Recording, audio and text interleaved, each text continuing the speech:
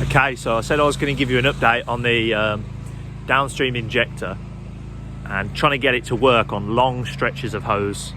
I've got it working. Let me show you. Guys, before I get into the video, don't forget to like and subscribe. I'll show you what I found at the end. So we've got the downstream injector plugged in. It's attached to the hose reel, which has got about 40 meters of hose. And we've just got it dipped into this tote here. It's just filled with plain water.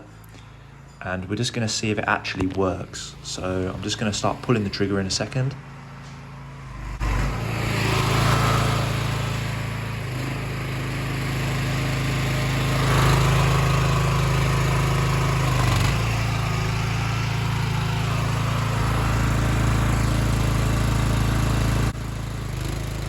So right now I'm actually pulling the trigger on the lance and you can see the bubbles it's pulling through.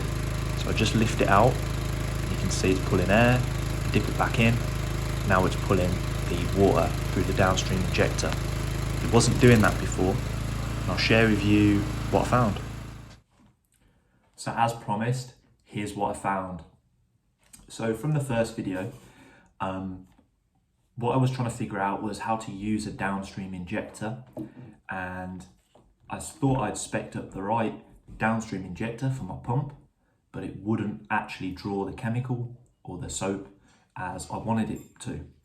So I've got a 21 litre a minute machine, and I spec'd up a downstream injector that was suitable for, I think it was 18 to 21 litres a minute. And the difference with these downstream injectors is the orifice size. So this is the orifice size.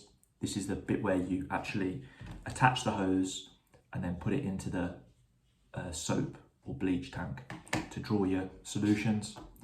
So I spec'd up the correct downstream injector, which is a 2.5mm orifice, and I have a long stretch of hose.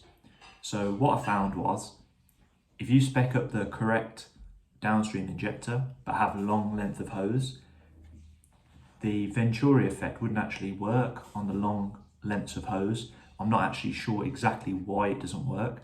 So the next thing I tried was reducing the length of hose, and everything worked fine, but that wasn't what I wanted to do.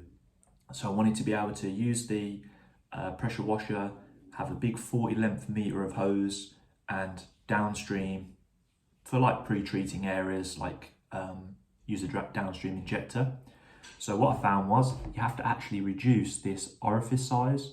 So reducing this orifice from a 2.5mm to a 2.2mm actually allowed the downstream injector to work on a long length of hose.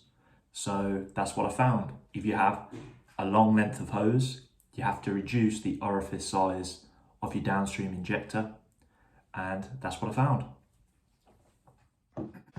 So here it is in action. We're actually pulling the soap through now on the downstream injector. We actually pre-treated this using the same method. It's a low pressure tip and it draws all the solution perfectly. Really sped up this whole cleaning as well. So this is just the example of how we used it on the day. Super recommend using a downstream injector if you haven't used it before. Whether you guys know or not, we do actually, I do make equipment. So if you're looking for soft washing equipment and you're looking for that custom build, check out our website. You can see some of the equipment that we've actually built, what we have for sale.